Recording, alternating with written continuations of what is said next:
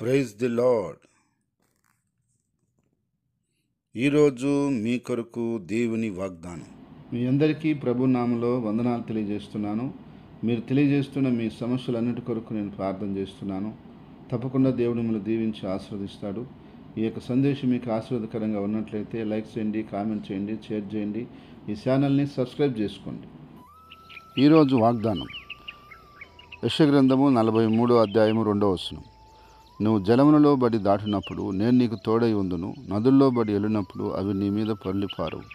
నీవు అగ్ని మధ్యను నడుస్తున్నప్పుడు కాలిపోవు, జ్వాలలు నిన్ను కాల్చజాలవు. ప్రియ సహోదరి సహోదరులారా, దేవుడు ఈరోజు అద్భుతమైనటువంటి వాగ్దానాన్ని మనకు అనుగ్రహిస్తున్నాడు. జలములో బడి నువ్వు వెళుతున్నప్పుడు నేను నీకు తోడై ఉంటాను, నదుల్లో బడి వెళుతున్నప్పుడు నేను నీకు తోడై ఉంటాను, అగ్ని మధ్యను నువ్వు వెళుతున్నప్పుడు నేను నీకు తోడై ఉంటాను. జనములు నిన్ను ఏమి చేయలేవు, నదులు నిన్ను ఏమి చేయలేవు, అగ్ని నిన్ను ఏమి చేయలేదు అంటున్నాడు. ఏమిటి జలములు, నదులు, అగ్ని అంటే? మానవ జీవితంలో ఎదురవుతున్నటువంటి వ్యాధి బాధ సమస్యలు, ఆర్థిక ఇబ్బందులు, అనేక రకమైనటువంటి ఆటుపోట్లు, అనేక రకమైనటువంటి శోధనలు, శ్రమలు, నిందలు, అవమానాలు, మానవ జీవితంలో ఎదురవుతున్న పలు రకాల సమస్యలు. ప్రతి మనిషి ప్రతి జీవితంలో ఏదో ఒక సమస్య, ఏదో ఒక కష్టం, ఏదో ఒక బాధ, ఏదో ఒక వ్యాధి, ఏదో ఒక రోగం, ఏదో ఒక ఆర్థిక ఇబ్బంది, ఏదో ఒక నిందలు, అవమానాలు, ఏదో ఒక కుటుంబ సమస్య, పిల్లల సమస్య, కుటుంబ భారం, రకరకాలైనటువంటి ఆర్థిక ఇబ్బందులు, రకరకాలైనటువంటి వ్యాపారం నష్టాలు, కష్టాలు ఎన్నో మానవ జీవితంలో ఎదురవుతున్నాయి. ఇవన్నీ మనిషిని భయపెడుతున్నాయి, ఎన్ని మనిషికి కలవరం కలగజేస్తున్నాయి. కానీ ప్రభువైన యేసుక్రీస్తునందు విశ్వాసం ఉంచిన బిడ్డలకి దేవుడిస్తున్నటువంటి మాట ఏమిటంటే, మీరు నా సొత్తు, మీరు భయపడిన అవసరం లేదు. మిమ్మల్ని ఏ ఆర్థిక ఇబ్బంది కానీ, ఏ శోధన కానీ, ఏ వ్యాధి బాధలు కానీ, ఏ యొక్క కుటుంబ సమస్యలు కానీ, లేకపోతే నిందల అవమానాలు కానీ ఏది కూడా మిమ్మల్ని ఏమీ చేయలేదు. ఎందుకనగా నేను మీకు తోడై ఉన్నాను. అవి నీ మీదకి ఎట్టి పరిస్థితిలో నిన్ను ముంచివేయలేవు, నీ మీదకి వచ్చి నిన్ను నాశనం చేయలేవు.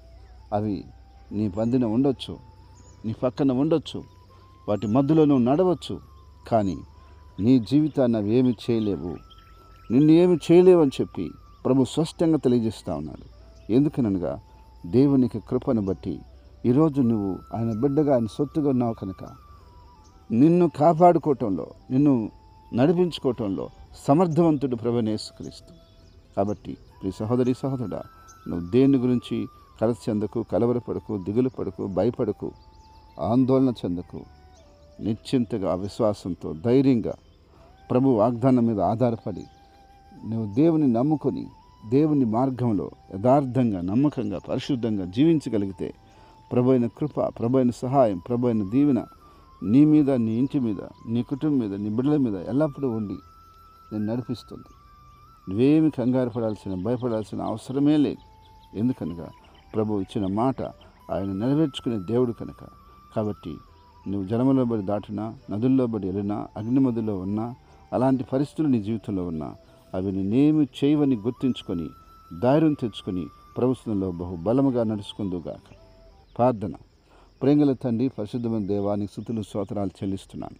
ఈరోజు నీ యొక్క ప్రజలు నాయన ఏదైతే భయపడుతున్నారు, ఏదో దిగులు పడుతున్నారు, ఎలాంటి కష్టాలు గుండా, శోధనలు గుండా, శ్రమలు గుండా, నిందలు గుండా, అవమానాలు గుండా పోతున్నారు, అవేమి చేయవని నువ్వు స్పష్టంగా తెలియజేసావు కనుక నీ ప్రజలకు ఆ రీతిగా నువ్వు తోడై నడిపించి ఆశీర్వదించమని, ఈరోజు పుట్టినరోజు, వివాహ దినం జరుపుకుంటున్న వ్యక్తులని, బిడ్డల్ని, కుటుంబాన్ని పేరున మీరు బలపరిచి దీవించి కాపాడమని, నీ నామానికి అత్యంత ఘనత, మహిమ, ప్రభావాలు తెచ్చుకోమని, నీ ఆశీర్వాదాలు బలంగా నిండుగా కొమ్మరించమని, నీ ప్రజల మధ్య నీ సన్నిధి సహవాసంతో నడిపించి బలపరిచి, నీ ధైర్యము, నీ కృప, క్షేమం ఇచ్చి ఆశీర్వదించమని, నీ నామాన్ని అత్యధికంగా మహింపరచుకోమని నీ చేతులకు బిడ్డలను సమర్పించుకుంటూ యేసుక్రీస్తు నామములో స్తుతించి ప్రార్థించి బిడ్డలందరినీ నీ గాయపడిన చేతులకు అప్పగించుకుంటూ నేను నమ్ముతూ నీ ప్రార్థన ఆలకిస్తున్నావని, నీ సంఘాన్ని, నీ ప్రజలను కాపాడుతున్నావని ప్రభువైన యేసుక్రీస్తు నామములో ప్రార్థించి అడిగేడుకుంటున్నాను తండ్రి. ఆమేన్.